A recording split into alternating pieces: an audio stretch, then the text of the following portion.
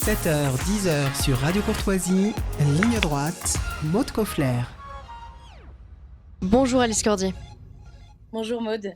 Alors je crois savoir de quoi on va parler ce matin et je pense que vous n'avez toujours pas de nouvelles de votre compte Instagram pour amorcer le sujet. Tout à fait, c'est exactement de ça dont j'allais parler, de ce scandale non bruyant. C'est un scandale très silencieux qui se passe depuis quelques jours. Pour vous expliquer un tout petit peu, le groupe Meta vient de lancer une offensive contre la droite. Alors qu'est-ce que Meta ? Pour ceux qui ne le connaissent pas, Meta est une entreprise fondée par Mark Zuckerberg. Initialement, ça s'appelait Facebook Inc. Et il a décidé de s'étendre et de racheter un certain nombre de groupes. Il a racheté notamment Instagram, mais aussi WhatsApp. Pour faire un petit peu simple, si vous voulez, on a LVMH qui a plusieurs marques, et bien on a Meta qui a plusieurs réseaux sociaux. Et depuis quelques jours, Meta a décidé de censurer, et je dis bien censurer, un certain nombre de groupes d'influenceurs et de médias de droite. Qui sont touchés ? Il y a Alice Cordier, donc moi-même. Il y a c'est un petit peu plus embêtant, des médias de droite tels que Occidentis de David Alem, tels que Livre Noir, anciennement Livre Noir, maintenant Frontières d'Éric Tegner qui intervient souvent chez vous. Il y a aussi Jordan Florent. Ah, alors nous avons une petite coupure. Censurée. Allez, c'est bon, ça repart.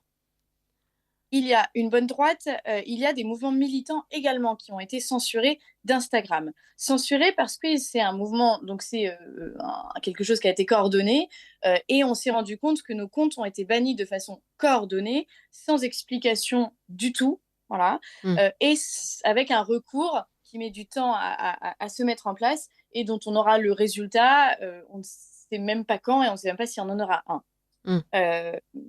La suite de tout ça, c'est que Meta, ce n'est pas la première fois qu'ils font de la politique. Meta avait déjà fait de la politique puisqu'il y a quelques mois, souvenez-vous, ils avaient censuré le compte Facebook et Instagram de Donald Trump. Donald Trump qui était encore à ce moment-là président. Donc, si vous voulez, c'est quelque chose de grave qui se passe. C'était il y a plusieurs années d'ailleurs. Et en juillet dernier, cette restriction avait été levée. Alors, cela pose plusieurs questions. La première question, c'est pourquoi maintenant ? Il y a plusieurs explications par rapport à ça. Plusieurs personnes nous parlent évidemment que peut-être que Meta prépare les élections américaines et voudrait en effet éviter qu'au sein de la droite française, mais au sein de toute forme de droite, puisque au sein aussi de l'Italie et au sein de la Pologne, il y a des comptes Instagram qui ont été supprimés, eh bien éviter d'augmenter l'influence de Donald Trump dans ces pays-là. Mais je pense que la tentation d'aller uniquement regarder du côté américain n'est pas la bonne. Pourquoi ? Parce qu'en France aussi, il se passe un certain nombre de choses qui est une atteinte directe à notre liberté. D'abord, il y a eu l'arrestation hier au Bourget de Pavel Durov, qui est le milliardaire franco-russe, qui est président de Telegram, qui est une messagerie cryptée.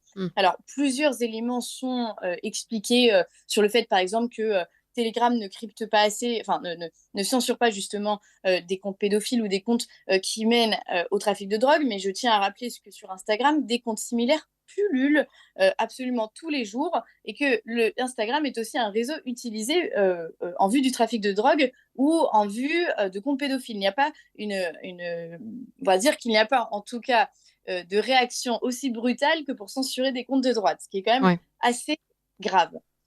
La deuxième chose par rapport à ça, c'est, rappelez-vous, on a eu quand même aussi l'Arcom qui a récemment décidé d'atteindre à une forme de liberté d'expression en censurant « touche pas à mon poste ».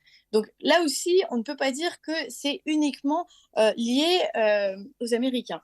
En revanche, il y a aussi autre chose qui s'est passé, puisque nous avons quand même un résistant au sein des réseaux sociaux, et il est bon de le rappeler, c'est Elon Musk. Elon Musk qui, lui, a décidé de ne pas se soumettre à un certain nombre de dictats.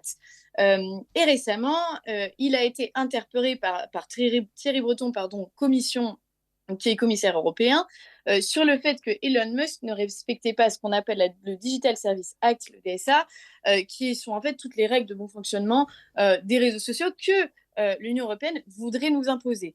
Et Elon Musk a décidé, lui, de répondre face à Thierry Breton en lui disant qu'il ne connaissait pas assez bien la liberté d'expression.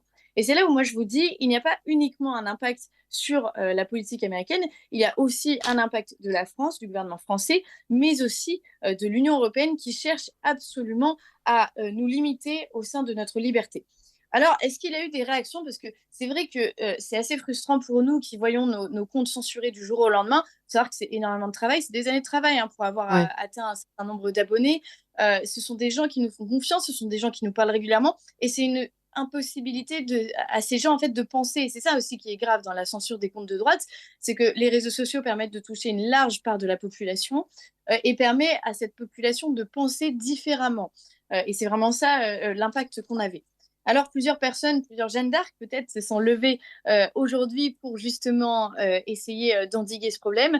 Il y a d'abord Sarah Knafo, députée européenne, qui a interpellé von der Leyen sur justement ce qu'on appelle le Digital Service Act, qui pourrait être considéré comme un impact, une atteinte pardon, à la liberté d'expression. Il y a aussi Marion Maréchal qui s'est mobilisée et qui a réussi à interpeller les responsables d'Instagram Mhm. pour que justement, Instagram France cette fois, pour que justement ils puissent agir face à cette censure des comptes de droite. Ils ont dit qu'ils allaient se pencher sur le problème. Maintenant, selon les informations qu'on a, apparemment, la censure de ces comptes de droite viendrait quand même du siège, à savoir un siège qui est en Californie, qui aurait un cahier des charges très précis et que d'ici fin septembre, il y aurait encore d'autres comptes à sauter. Affaire à suivre. En tout cas, c'est quelque chose d'extrêmement préoccupant. Ouais, mais effectivement, on en parlait tout à l'heure avec Charles Prats, on en reparlera évidemment sans doute cette semaine, la semaine suivante, on refera un point avec vous, Alice Cordier, parce qu'effectivement, c'est un sujet, il y aura peut-être des enquêtes, des commissions parlementaires, on ne sait pas encore, mais en tout cas, voilà, merci beaucoup d'en avoir parlé, de nous avoir donné le détail de cette histoire. On vous retrouve la semaine prochaine, a priori même jour, même heure. Merci d'accepter ce rendez-vous hebdomadaire, Alice Cordier.